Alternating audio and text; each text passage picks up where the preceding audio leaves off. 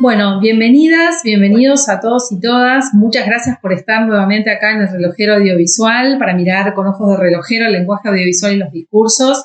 En esta oportunidad estamos en la clase número 8 ya, falta muy poquito para terminar el relojero, apenas una clase más. Así que bueno, hoy nos reencuentra nuevamente este tema que es para abordar cortometrajes, largometrajes, series, y la gran pregunta de este conversatorio es: ¿vemos lo que queremos? Mi nombre es Mónica, soy diseñadora de imagen y sonido y me acompañan Nuria y Juan. Nuria o Juan, ¿vemos lo que queremos? Bueno, bienvenidas. Un placer estar con ustedes acá de vuelta. Mi nombre es Nuria, soy profesora de la licenciatura en diseño artístico audiovisual y licenciada en comunicación audiovisual.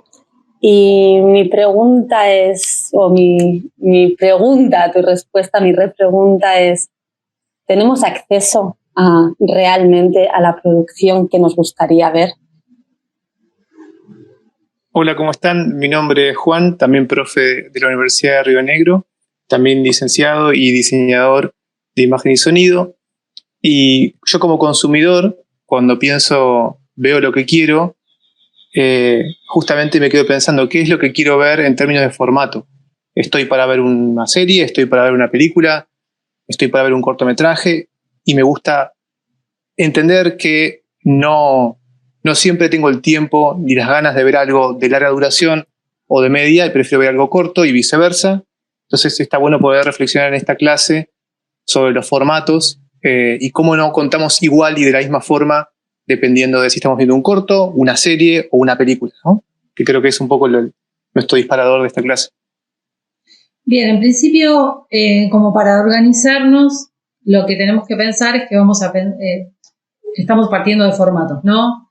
Tenemos por un lado el formato de cortometraje, que hay distintos estándares respecto de lo que es la duración del cortometraje. En algunos casos se dice que el cortometraje es hasta 30 minutos, en otros se dice que es hasta 12, pero en realidad como el estándar más aceptado es que el cortometraje es hasta 30, de 30 a 60 son mediometrajes, de 60 en adelante son largometrajes, de mayor duración después a lo largo del tiempo, en unitarios son las series, y a su vez todos estos formatos se dividen en distintos procesos que son muy particulares y que sería bueno que los podamos atravesar a medida que vamos hablando de cada uno de los formatos, y que son como 3 procesos que determinan bastante la forma de consumo.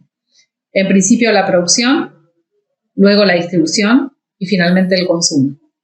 Entonces vamos a empezar abordando en principio el tema del cortometraje, que es un género, es un formato bastante generoso, digamos, porque quizás sea uno de los más democráticos en el sentido del abordaje, ¿no? A decir, bueno, ¿cómo es que producimos un cortometraje? La verdad es que todos y todas estamos llenos de historias cortas, historias que realmente son factibles de contar y de abordarlas desde un guión que sea viable y poder contar nuestras propias historias, estemos donde estemos.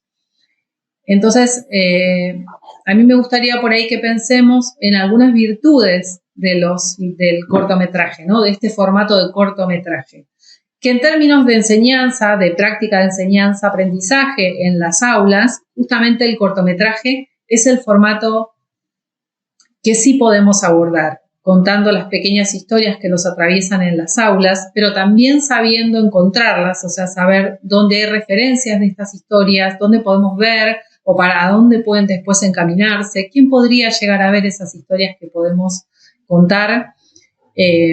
Pero bueno, creo que estaría bueno en principio que nos enfoquemos en las virtudes de este formato, que es el formato de cortometraje, como un formato perfectamente viable y abordable sobre todo desde un aula, ¿no?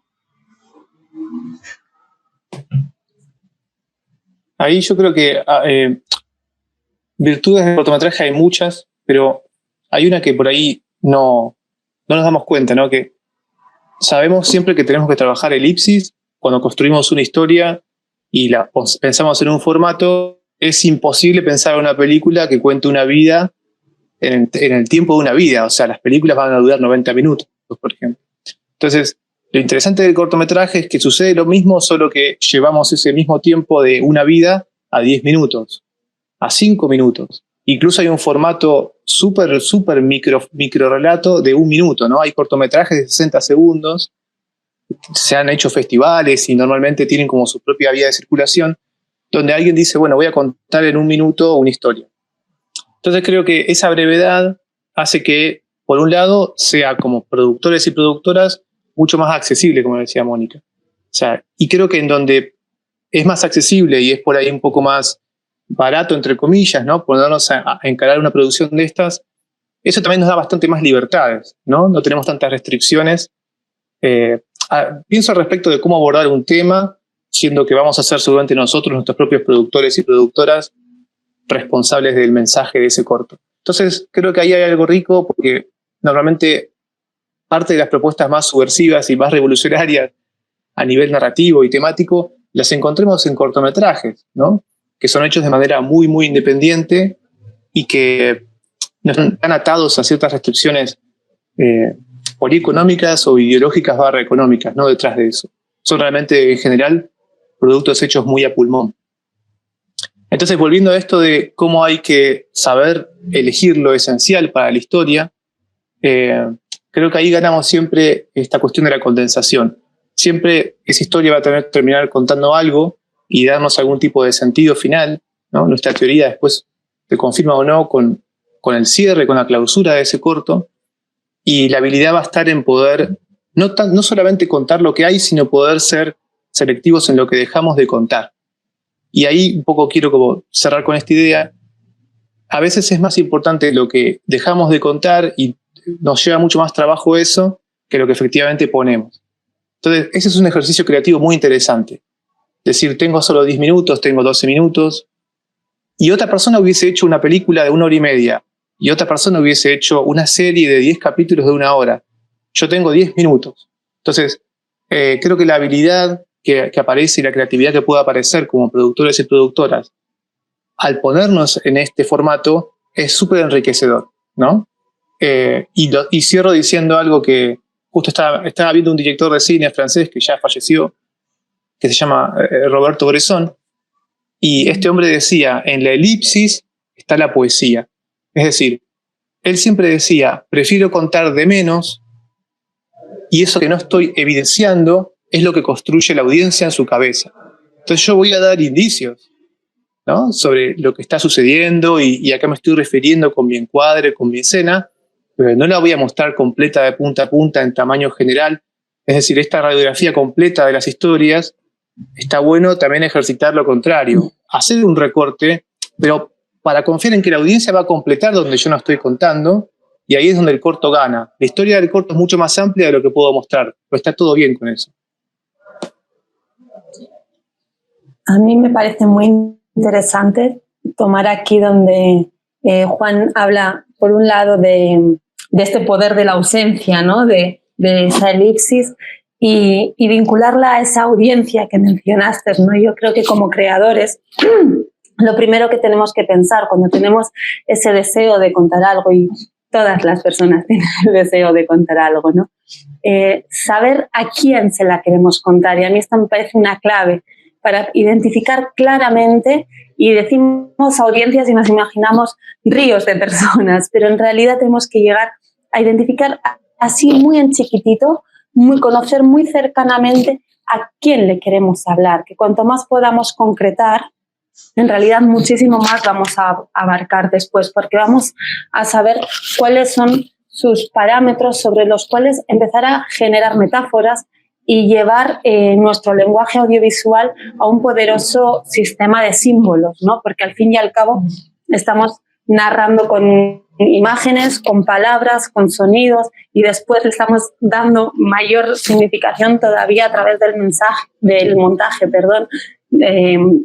Entonces, ¿cómo poder conjugar todos estos elementos para que realmente alcancen a ese público que queremos? Y siempre me parece que es importante comenzar esa construcción pensando a quién le cuento y conocer, hacernos muy amigos, ¿no? de ese pequeño público que queremos, para después otorgarle toda la profundidad necesaria con apenas 10 minutos.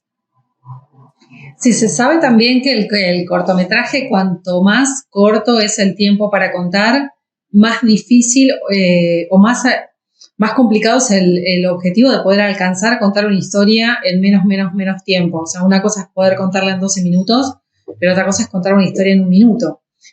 Cuanto menos tiempo tenemos, más difícil se convierte la narrativa de esa historia.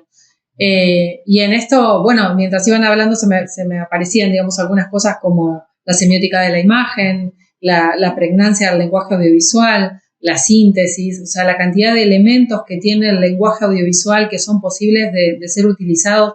Creo que tienen muchísimo campo en el cortometraje, justamente, porque ante la falta de tiempo, todos los recursos del lenguaje audiovisual tienen que salir a escena.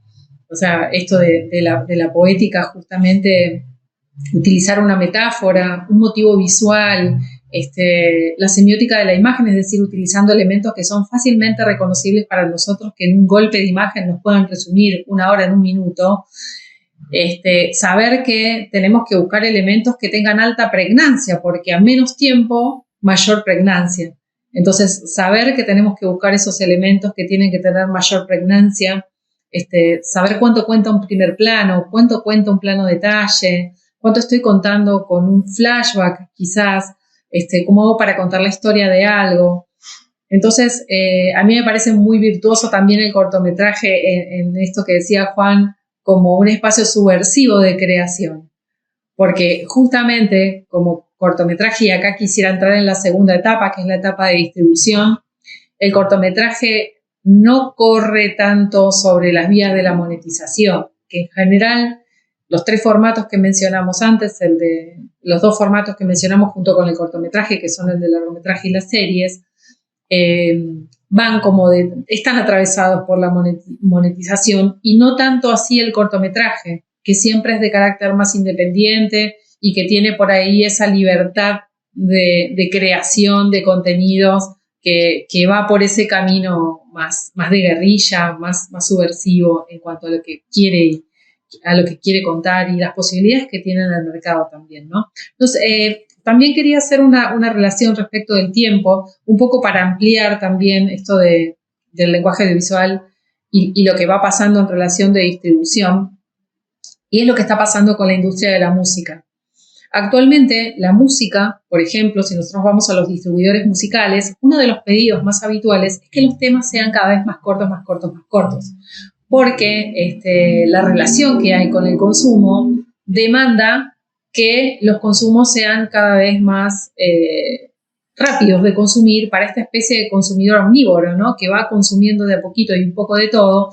Entonces, por ejemplo, en la industria musical lo que está sucediendo es que los temas actualmente ya son más cortos. La intro es más corta, el momento culmine del tema es más corto, el estribillo es más pregnante, o sea, todo empieza a cortarse, y en ese sentido veo que el cortometraje va bastante emparejado con la industria musical y con otras industrias que también complementan la industria audiovisual, que van como llevando el mismo ritmo. O sea que en términos de distribución está bueno ir viendo no solo el audiovisual, sino el ritmo de todas las artes escénicas y musicales también, que van acompañando el ritmo del audiovisual.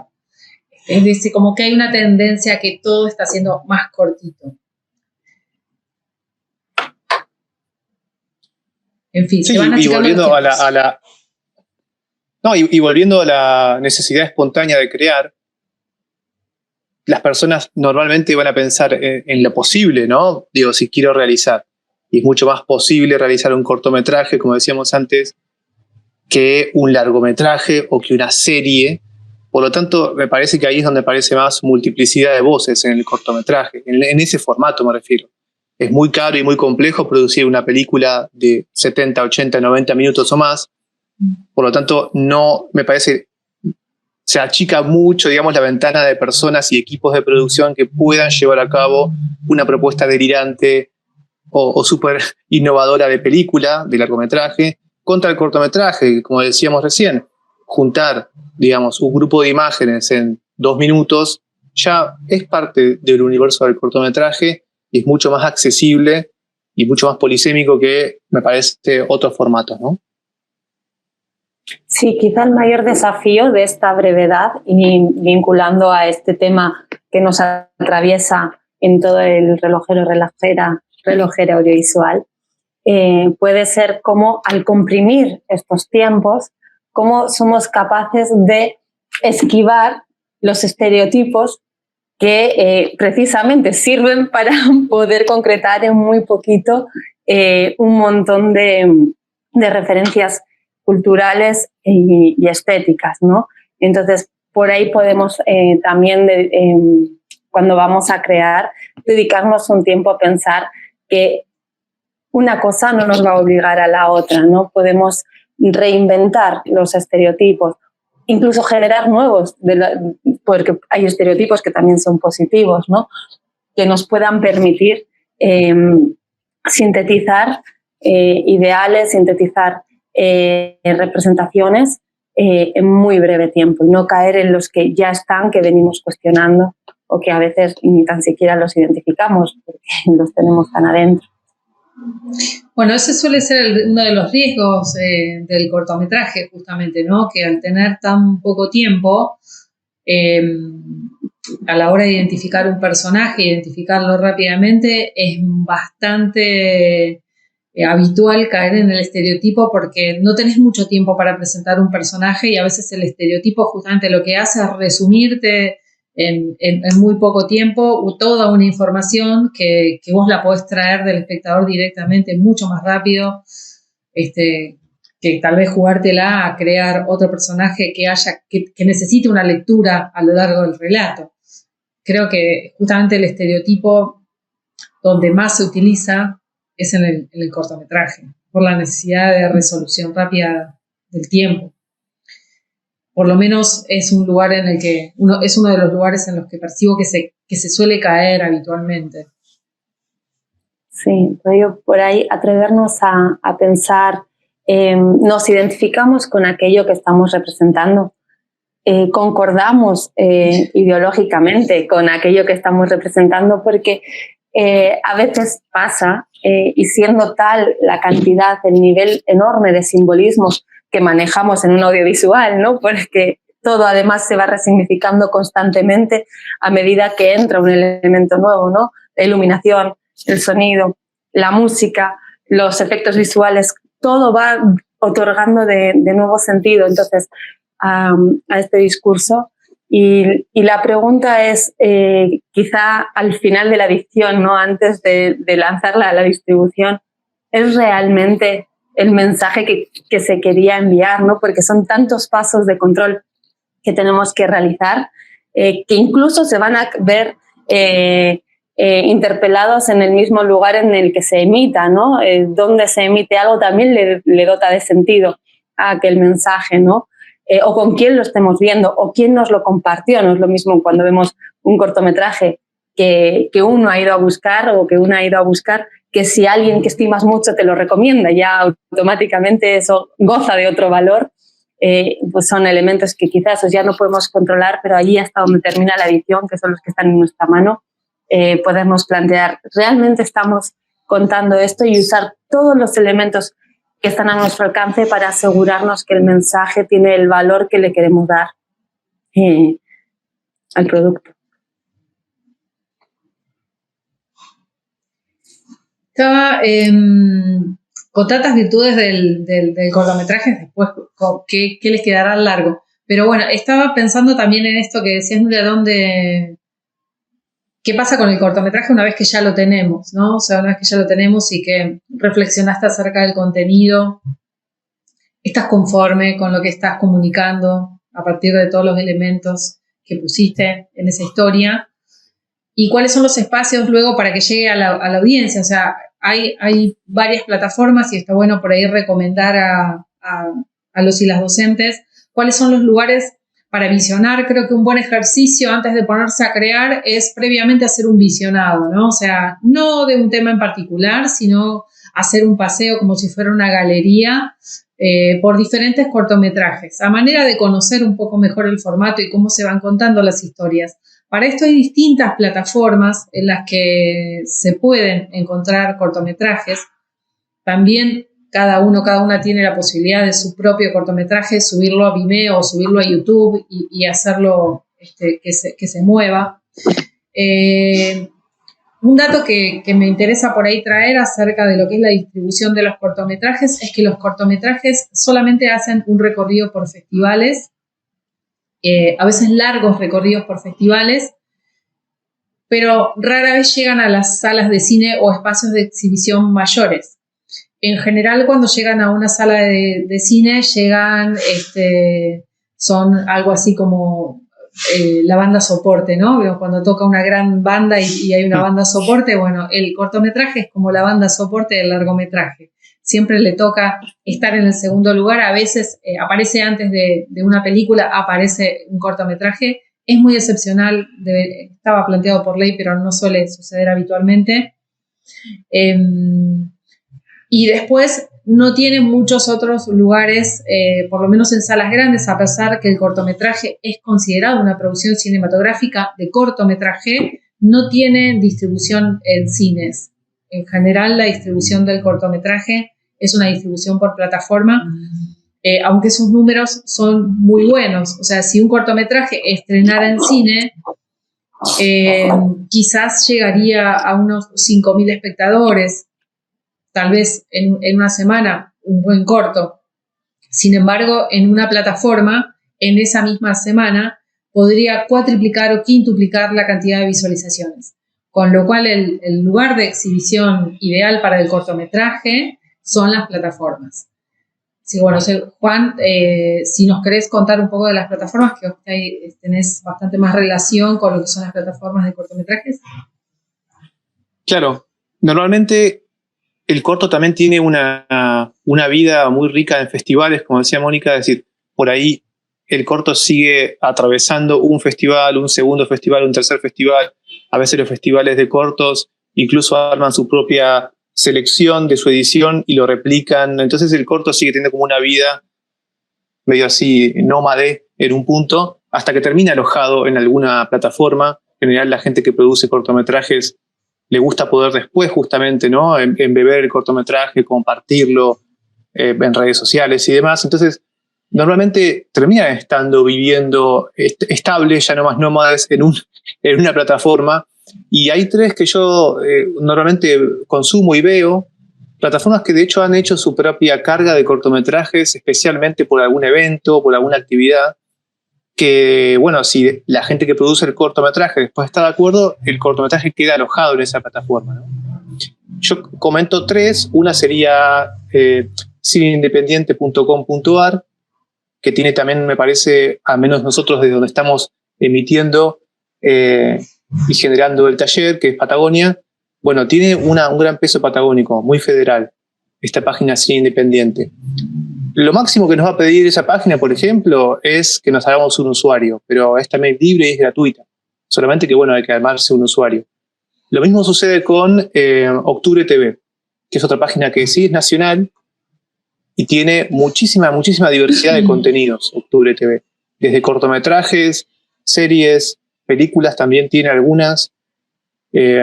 Incluso tiene, que me llamó la atención, un formato que no vamos a hablar hoy, pero que es el videodanza, que también suele ser de corta duración, pero específicamente refiere a las artes escénicas y performativas, ¿no?, del movimiento. O sea, hay una biblioteca, una filmoteca enorme también en esa plataforma, en Octubre TV. Y la última que menciono es Cinema Argentino, que creo que lo que tiene esta última es que es por motus propio que los realizadores y realizadoras cargan sus proyectos ahí.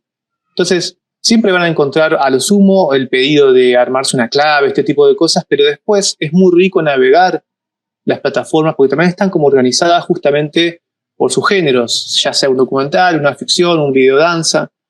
Y yo creo que se encuentran ahí, como hemos siempre hablado en El Relojero, alternativas por ahí no tan conocidas, pero igual de ricas o más ricas que aquellas que ya son, ¿no?, réplicas y réplicas de réplicas. Y por ahí empieza a haber como voces más personales, más federales también, en estas tres plataformas: Cinema Argentino, cineindependiente.com.ar y Octubre TV. No le teman a esas páginas. El diseño es bastante amigable. Como digo, a lo sumo tendrán que armarse un usuario y bueno, dejar su mail, pero no mucho más.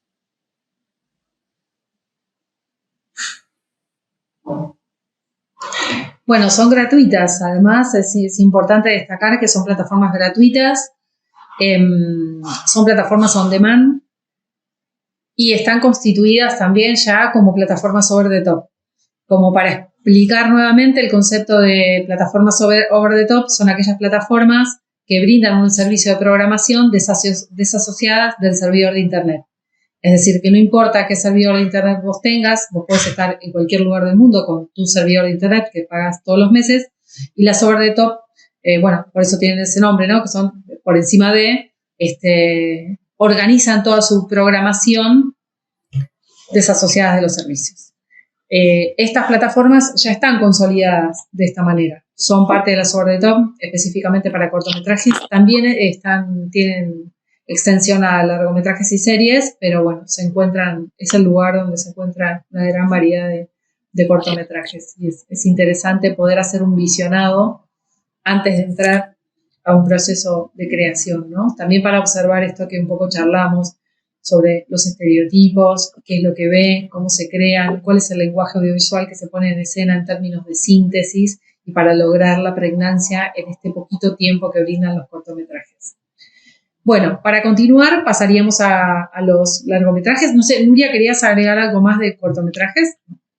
Bueno, pasamos a los largometrajes.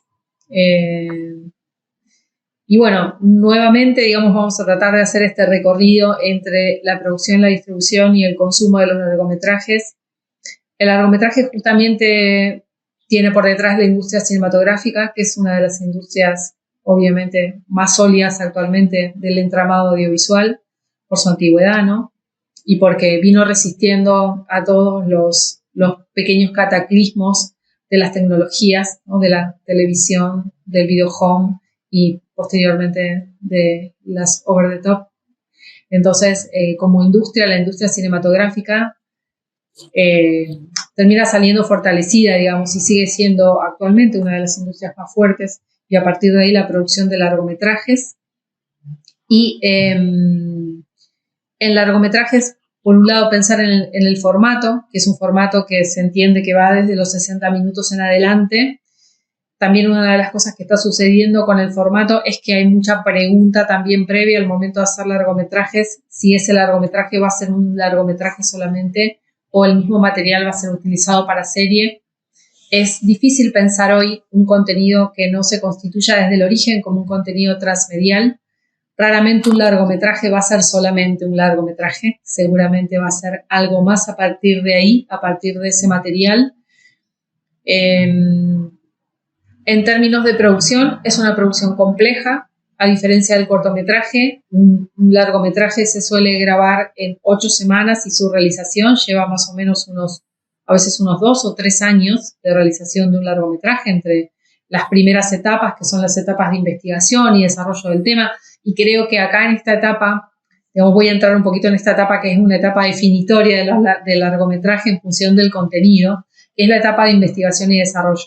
La etapa en que se empiezan a investigar los contenidos, qué historia se va a contar, qué antecedentes hay sobre esa historia, qué historicidad tiene, cómo son los personajes que voy a crear, qué contexto hay detrás de esos personajes, contexto social, político, cultural. Empiezo a crear todo un universo de ese largometraje y a desarrollarlo. Y en esta primera etapa del largometraje, que es la de investigación y desarrollo, creo que es donde se debe poner mayor atención a la hora de por lo menos crear el cortometraje, pensando luego en una futura audiencia. En las audiencias se piensa desde la idea, no se piensa desde que termina la película. O sea, desde que estoy pensando en la idea, tengo que estar pensando en la audiencia.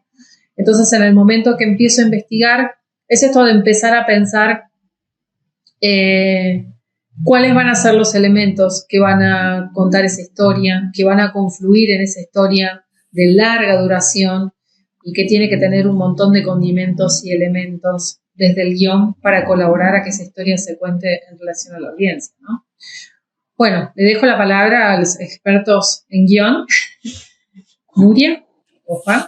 Yo voy a empezar con esto que dices, ¿no? La importancia de la investigación.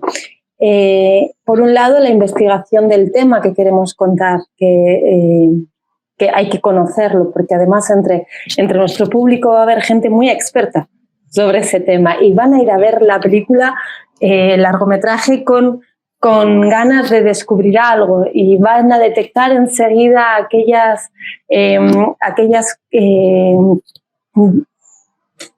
no sé si la palabra correcta es errores, ¿no? Pero aquellas cosas que no terminan de encajar en el engranaje o que les puedan hacer ruido. Entonces, es muy importante esa investigación, pero también dentro de esa investigación ver qué ya se hizo sobre el tema, ¿no? Creo que quienes están en jurados de los festivales de cine, algo que dicen constantemente es que tienen la sensación de que ven muy poca diversidad de temas. Por sorprendente que parezca, ¿no? Que parece que siempre estamos hablando sobre lo mismo. Y hay algo aquí que es importante, como dijo Mónica, los tiempos de producción de una película, en el mejor de los casos, son 2-3 años, en el mejor de los casos, desde que tienes la primera idea de algo que quieres desarrollar hasta que consigues que eso se pueda proyectar en un cine, pues muchas veces los tiempos en la Argentina son mayores.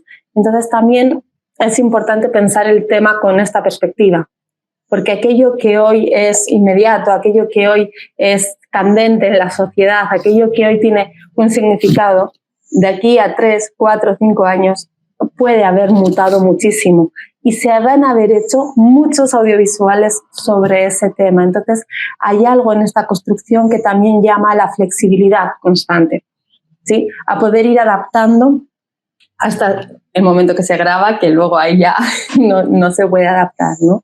Pero por un lado, esto me parece que es algo muy importante y por el otro, bueno, la gran virtud o una fabulosa virtud del largometraje es el desarrollo, ¿sí? Aquello que en el cortometraje tenían que ser chispas que iban prendiendo nuestra imaginación y ese poder simbólico, bueno, aquí encuentra un espacio para la profundidad, para elaborar un tema, y esto es importante, me parece a mí que es un tema que se puede desarrollar en profundo, ¿no?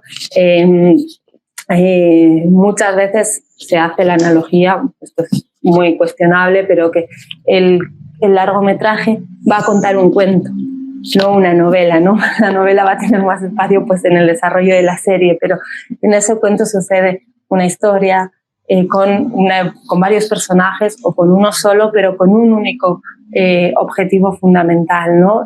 La no digresión para realmente poderle otorgar profundidad a ese desarrollo. Pues lo básico del largometraje es el desarrollo, ahí está el deleite, en cómo esto, no tanto en qué sucede y cómo se soluciona, sino en cómo se avanza, en cómo se adentra a este mundo, ¿no? Y ahí me parece que es donde está el brillo de este formato.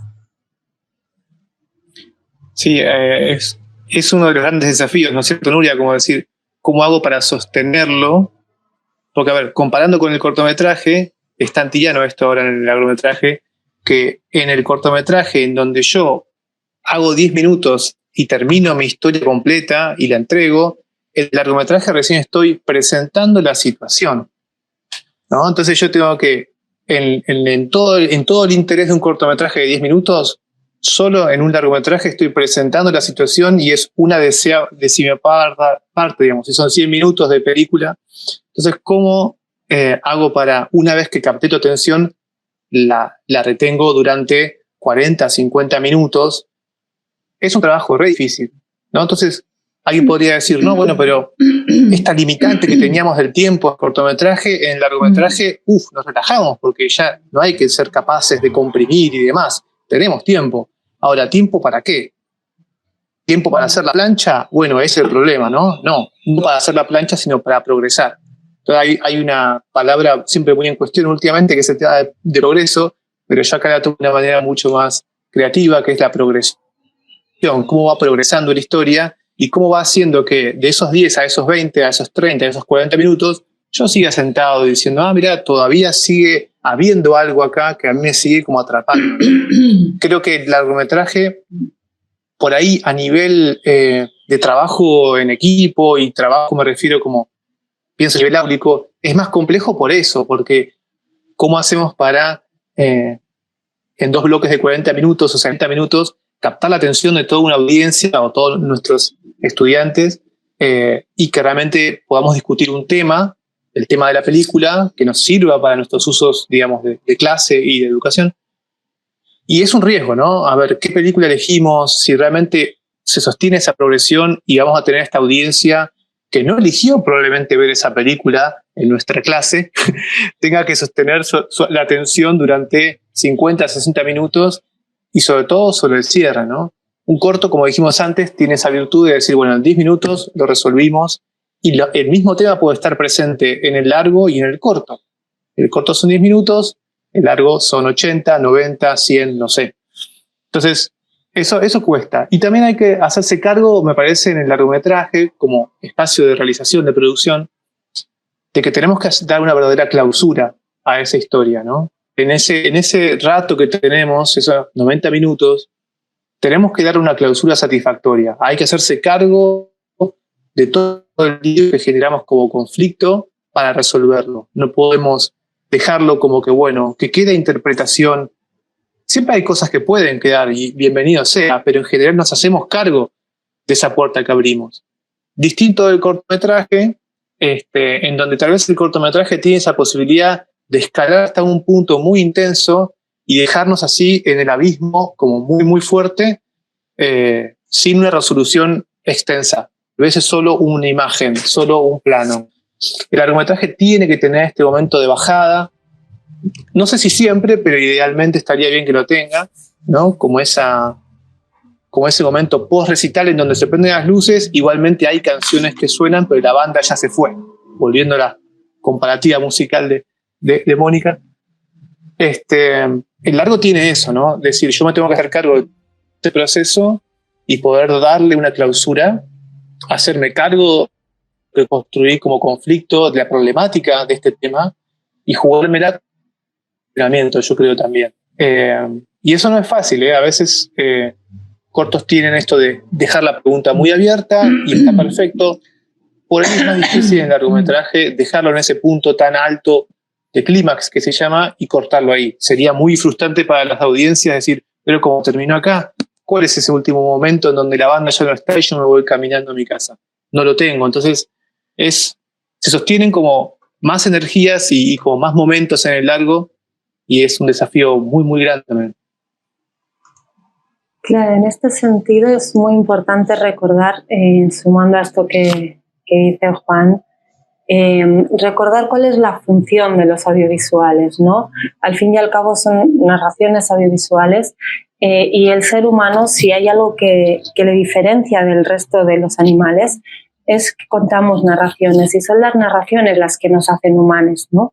Nos hemos juntado alrededor del fuego a lo largo de toda la historia de la humanidad y las historias han ido cambiando, algunas, otras no, pero aquellas nos servían estas historias para entender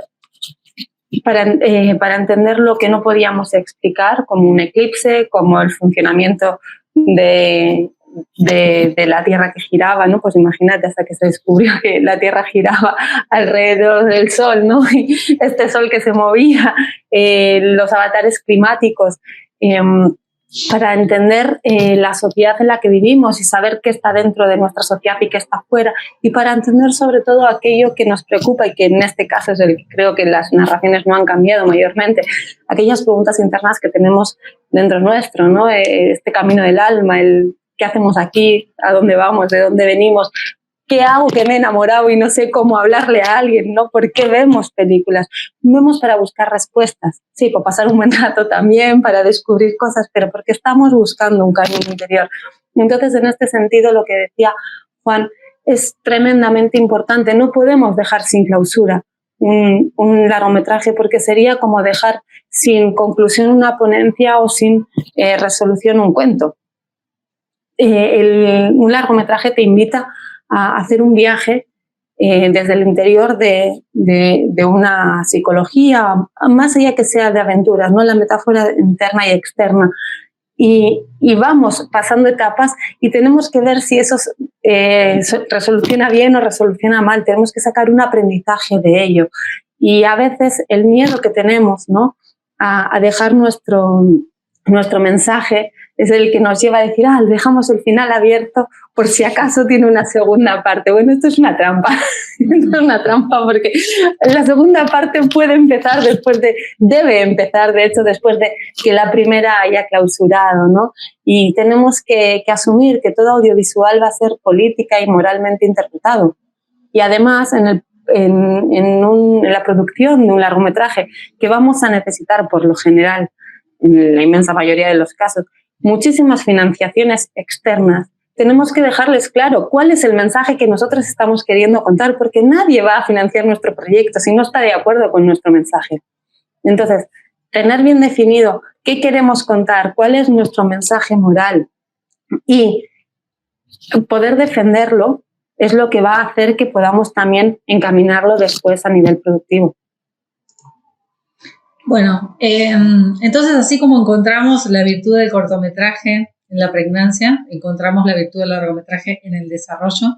Mientras hablaban me acordaba de grandes películas, seguramente los y las docentes que nos están viendo habrán estado también trayendo a su memoria algunas películas. Yo me acordé de Los Puentes de Madison, una película con un gran desarrollo y con un tiempo tan particular, bueno, con un final, ¿no? Creo que también las películas tienen como dos cosas importantes, además del final.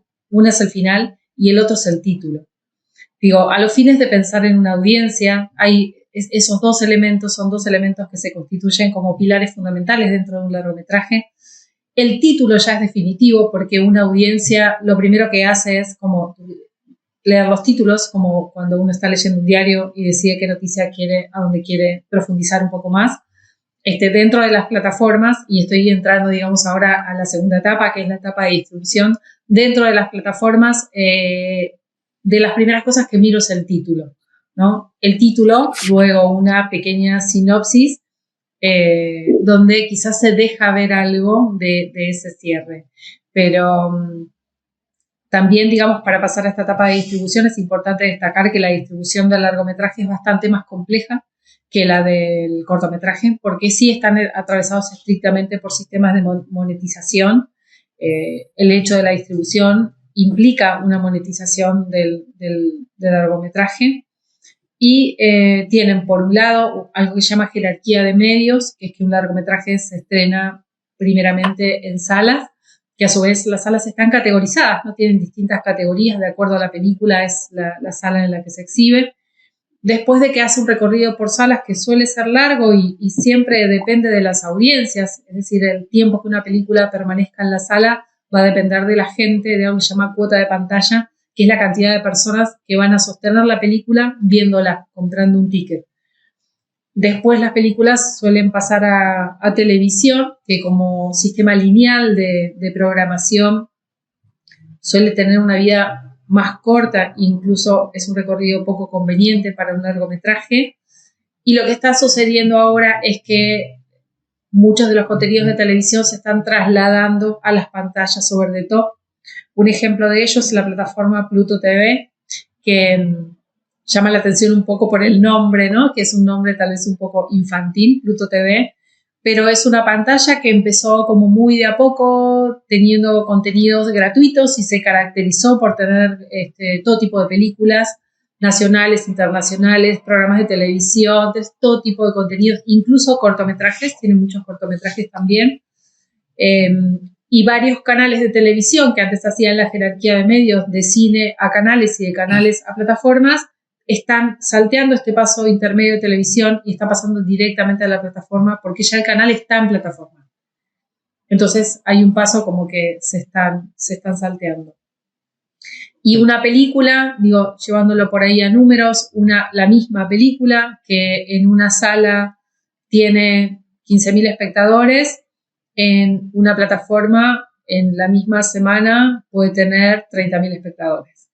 Que para los y las realizadoras son números sorprendentes porque realmente cuando, por ejemplo, las pantallas de Inca TV o cine, bueno, Inca TV tiene también una sala, pero están Cinear, Cinear Play y Cinear TV. En los estrenos en Cinear, que justamente Cinear estableció los jueves estreno, se estableció en la pandemia cuando los cines estaban cerrados, que todos los jueves en las pantallas iban a haber estrenos. Y los estrenos de los jueves de Cinear tenían números muchísimos más altos que los que hubieran tenido en salas. Con lo cual los largometrajes empiezan a encontrar, en términos de distribución, un lugar mucho más próspero en las plataformas y no tanto en los cines. No sé, ustedes, ¿cuánto hace que van a los cines? ¿Cómo lo consumen? En la Patagonia no vamos a los cines porque no vivimos cerca de una ciudad conglomerante. Nos construimos el cine primero y después vamos al cine. Eso lo hacemos así. Tenemos que armar la sala primero, improvisadamente, y a eso le llamamos cine y entonces vamos al cine.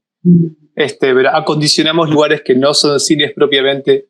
Pero sí, lo que dice Mónica es interesante y por ahí da para otro encuentro, pero eso es lo que está sucediendo y genera, sí, entiendo, mucha tensión en la industria audiovisual, porque es entendible, hay una experiencia que creo que es irreemplazable, un cine acondicionado o un cine propiamente, de compartir una historia con 60, 70, 100 personas, 1000 personas, lo que fuera, muy distinta de verla en nuestra casa, en nuestra tablet, o sea, yendo a las audiencias, que es el punto donde estamos ahora, distribución y demás, y audiencias.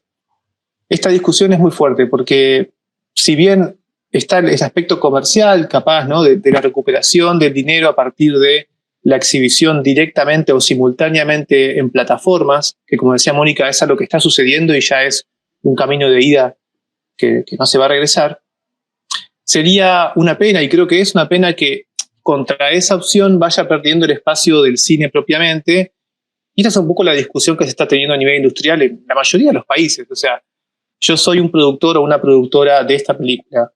¿Qué voy a querer? ¿Que solo se exhiba en plataformas y no tenga la chance de pasarse en un cine? Y no lo digo por la cuestión nostálgica tradicional, digo porque es realmente muchas veces para donde está creado, ¿no? O sea, nosotros generamos un lenguaje audiovisual, lo utilizamos para generar un proyecto que tiene unas coordenadas de espacio-tiempo de exhibición, y normalmente es la sala de cine, con esas dimensiones, con ese sonido, en esas características de sala oscura. Entonces, esta discusión, que puede ser un poco romántica, también es una discusión financiera, es una discusión de usos y costumbres de los consumos, que se está dando mucho, sobre todo desde la pandemia para acá. Cuando, por ejemplo, algunas productoras muy importantes, estudios de cine de Hollywood, empiezan a decidir que la misma semana o una semana después de salas de cine convencionales, ya va a estar disponible online, no sé, en Disney+, por ejemplo, ¿no?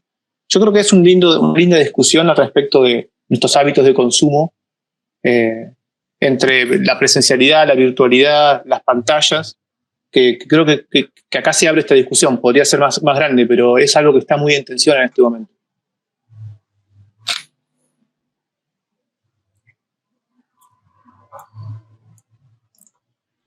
Bueno, yo pasaría ahora a las series. Así vamos como cambiando un poco los formatos. En las series también, digamos, hay un gran desafío temporal, y a diferencia del cortometraje o largometraje, en series tenemos todo tipo de variaciones de duraciones y de géneros a su vez. O sea, podemos tener series de corta duración, de 1 minuto o de 8 minutos. Las series están catalogadas, digamos, en términos de mercado en un montón de duraciones posibles. Y desde tener 54 episodios de 15 minutos hasta tener 8 de 26. La verdad que la variación de temporal de las series es actualmente muy variada, y en realidad está un poco más enfocada a las necesidades del contenido, ¿no? O sea, cuánto ese contenido resiste en pantalla.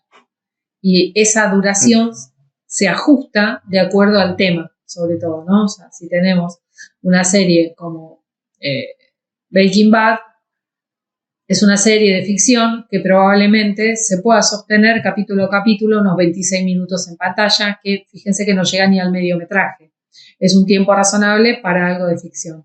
Si estamos hablando de divulgación de la ciencia, una serie, es probable que el tiempo de pantalla sea menor, porque sabemos que es un contenido que no está dentro de los algoritmos de visualización de las audiencias. Entonces, a veces se les suele dar más tiempo. Pasa un poco lo que pasa con la música, ¿no? Lo que es nuevo tiene que ser más cortito y más pregnante para que empiece a ingresar a mercado de manera más gradual.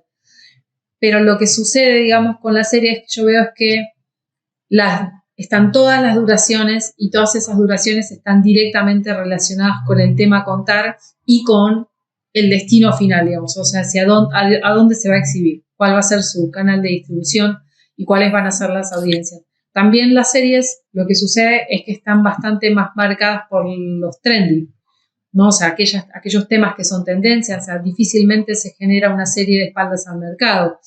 Cuando se empieza a pensar un tema, generalmente los y las productoras o los creadores de contenidos revisan qué tipo de tendencia tiene ese tema, pero también un poco como decía Nuria, tal vez se tarda un año en hacer la serie y cuando la serie se estrena, eso que era tendencia ya pasa a ser algo del pasado.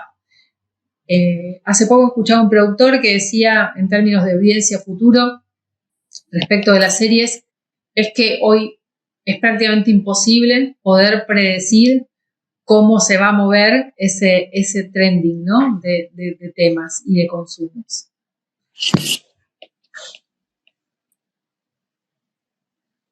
En fin, así estamos con las series. Con un terreno bastante más movedizo. Qué maravilla la serie, porque si bien antes un poco aplica a todo, pero por ahí veíamos el cortometraje con un lugar de distribución y en base a eso nos permitía pensar el proceso de producción, el largometraje, como decía Juan, con una sala, un tipo de proyección muy concreta que después iba a tener un devenir comercial en busca de un rédito también, ¿no? De una recuperación y una monetización. Pero la serie es como que conjuga todas las variables posibles, se atomiza y encuentra un montón de formatos diversos, ¿no? Y esto para mí lo convierte en el formato maravilloso, ¿no? Porque permite la diversificación temática, permite la profundización, permite la inmediatez, porque como decía Mónica, ¿no? Es que hay series de 3 capítulos de 1 minuto y eso ya lo convierte en una serie porque es una secuencia de algo. Permite una serie en diferentes soportes y medios, ¿no? Entonces esto me parece que incluso con las nuevas tecnologías, ¿no? Lo que han hecho ha sido poder expandir esta capacidad narrativa, esta capacidad de crear audiovisualmente de manera exponencial. Y aquí entonces voy a volver un poco a pensar bien. Lo importante, lo hemos dicho al principio con el cortometraje, es saber cuál es nuestra audiencia finita, ¿no? Cuál es nuestro público objetivo, el público target que le llaman en marketing. Pero aquí además, en realidad, tanto esto se aplica también al corto y al largometraje, pero es que en la serie se vuelve fundamental. Es pensar dónde se va a distribuir, cuál es el lugar ideal de proyección de nuestro cortometraje, ¿no? Porque eso va a variar cómo está nuestra audiencia. Entonces podemos conocer nuestro público objetivo, podemos conocer sus gustos, sus maneras de consumo, pero algo que es muy importante es cómo va a estar consumiendo nuestro producto y nosotras como usuarios, ¿no? Y siempre digo, analicémonos a nosotros mismos cómo consumimos los productos. Una película que la vas a ir a ver al cine, como decíamos antes, ¿no? Pues para empezar es que apagas el celular, pagas una entrada, porque esto no es menor para la predisposición a enfrentarte a esa narración, a entregarte, ¿no? A ese mundo en el que además tienes una pantalla gigante, tienes un sonido envolvente y una sala en silencio, una sala predispuesta a escuchar eso, ¿no? Y este acto social colectivo, es un evento social ir al cine, ¿no? Esto nos predispone como para visualizar de una manera, o cuando vemos en televisión, pues vamos a tener un mensaje que está interrumpido interna y externamente, interrumpido por la publicidad, interrumpido porque tenemos un control remoto que podemos cambiar los canales, interrumpido porque alguien llegó a mi casa y entonces fui a saludarle, a abrirle la puerta, interrumpido porque tuve que hacer cualquier otra actividad, o interrumpido porque, como estoy en un lugar familiar, también tengo mi celular, tengo mi computadora o tengo un libro y voy saltando entre otros relatos paralelos al mismo tiempo, ¿no? Entonces esto también nos predispone a consumir de una manera diferente, y esto va a hacer que creemos nuestras historias de una manera diferente, con una gramática audiovisual diferente, con unas normas internas del relato diferentes. En la televisión va a ser fundamental la repetición en palabras del mensaje, por ejemplo. Una serie para redes sociales donde el dispositivo el soporte base es un dispositivo móvil, ya nos predispone a un espectador que probablemente no esté en un lugar confortable sentado mirándonos, a lo mejor está en el colectivo, está en la sala de espera del dentista, en el peor de los casos está en clase, pero está en un lugar que a lo mejor no está pudiendo escuchar. Entonces tenemos que pensar también relatos que sean o subtitulables o que no necesiten del audio como elemento base. Entonces, todas estas condiciones nos hacen volver a qué quiero contar y condicionan totalmente cómo lo voy a contar, cuál va a ser el tamaño de plano que use, porque un plano general gigante en un celular, como encima lo tengamos en vertical, pues llega a ser tan pequeño que no podemos distinguir qué es aquello que está pasando cuando es un plano altamente narrativo en una pantalla de cine, ¿no? Entonces, poder jugar con todos estos elementos y construir el relato con la gramática más adecuada para cada pantalla, ¿no? Para cada soporte. Yo con el tema de las series no dejo de pensar en esto que sucede cuando las series se proyectan en el tiempo, en nuestro tiempo, digamos, de civilización, seres humanos, y cómo el formato de la serie, a diferencia de un corto y de un largo, medio como que termina evolucionando con nuestra propia evolución como personas. Digo, si una serie tiene 5 temporadas, vamos a decir, seguramente haya tomado 6 o 7 años de nuestra vida también generar ese mismo relato dosificado en 6, 5 temporadas. Entonces, hay algo que creo que le pasa mucho a los lectores de Harry Potter cuando empezaban a leer Harry Potter en su momento, y luego Harry Potter tuvo 7 libros, 7 años de formación, el personaje, y fue creciendo Harry Potter con las audiencias que fueron creciendo con él. Creo que con la serie y con la cantidad de series que hay una generación que creció con Breaking Bad, ¿no? Hay una generación que creció y se hizo adulta o adolescente o lo que fuera con Game of Thrones. Hay una generación, por la mía, que devino de joven a adulto con una serie como Lost, por ejemplo, ¿no? Entonces, hay algo muy potente de las series que también es mucho más duro si después no concluyen muy, muy positivamente, de que sea una fidelidad muy grande.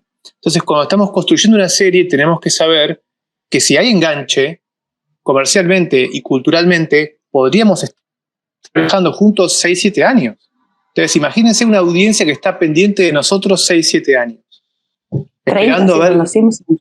Bueno, 30 años con los Simpsons que todavía siguen ahí. Yo rastro los Simpsons, pero entiendo que han tenido, me imagino, que digamos como que resetearse a sí mismos porque habrá una audiencia 10 años después de que empezaron que es nueva o 7 y así, ¿no?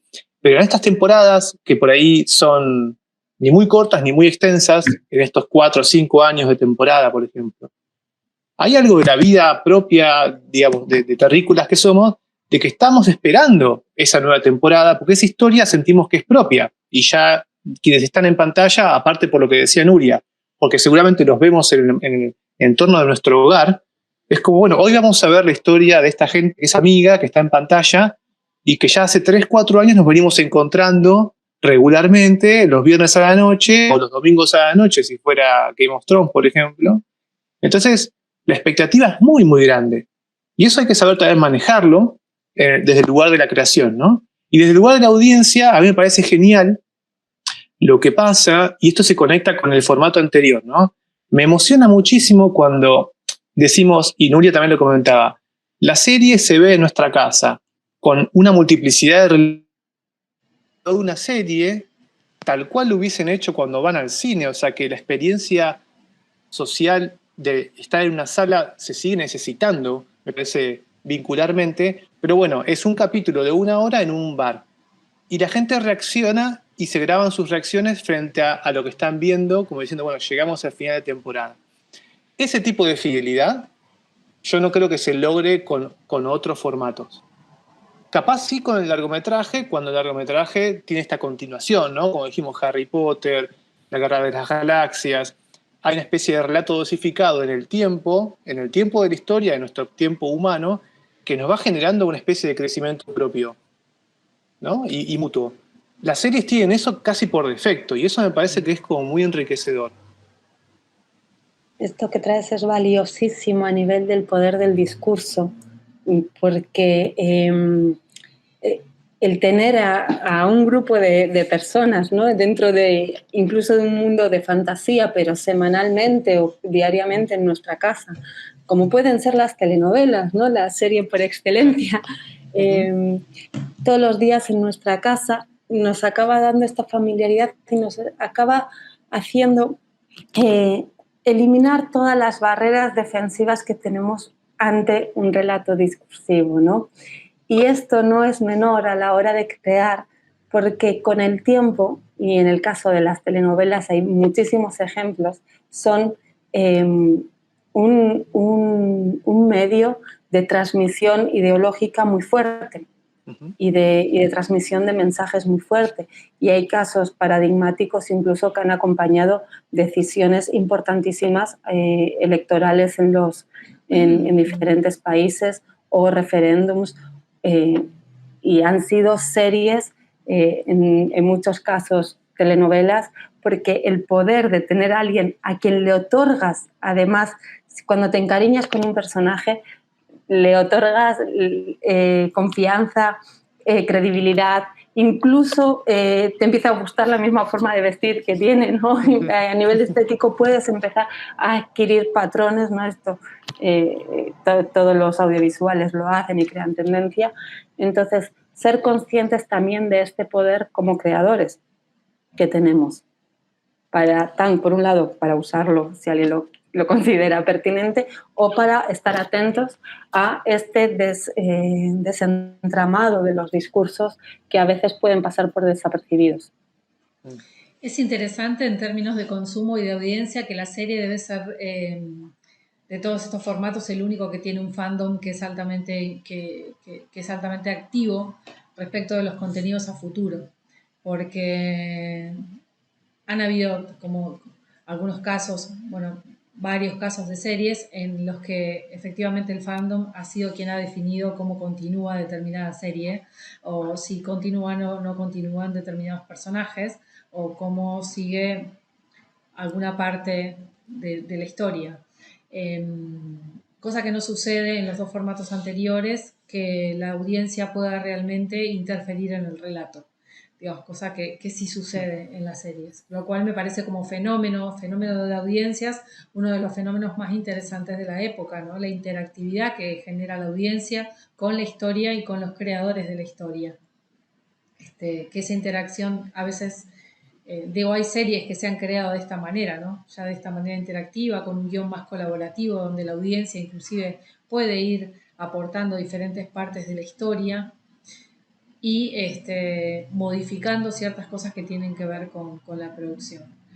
No todas las series, pero varias de ellas tienen la posibilidad de la interactividad directa y la incidencia de la audiencia en el contenido. Y después, como para ir cerrando, me gustaría por ahí que hablemos un poquito acerca de de esto que se nos aparece siempre como recomendación en las plataformas, que se llama algoritmo, que nos va diciendo cuáles son nuestras preferencias y nuestros gustos, y de alguna manera nos va indicando un camino a recorrer, decir, bueno, ¿qué es? ¿Vemos lo que queremos o vemos lo que las plataformas nos dicen que tenemos que ver? Claro, eso me parece que junta además esto que decías recién de la interactividad y de lo impredecible de que una serie funcione o no, ¿no? Creo que todos los creadores de serie alguna vez han dicho, se sabe lo que funcionó, puedes usar la misma fórmula y nunca se sabe lo que va a funcionar, y siempre sorprende, creo que en el mercado audiovisual siempre sorprende que hay cosas que funcionan y nadie entiende por qué. Se oye hablar mucho del algoritmo y habrá alguien que sepa muy bien lo que es, pero por lo general el ciudadano común sabemos que es un sistema informático que recoge nuestros datos y nos intenta dar aquello que queremos, ¿no? Así dicho lisa y llanamente, de una manera muy sintética.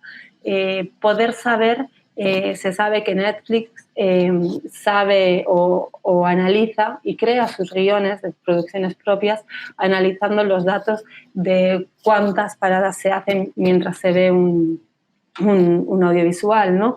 Y entonces estás viendo una serie y cada vez que le das a pausa genera un dato con eso y trata de sacar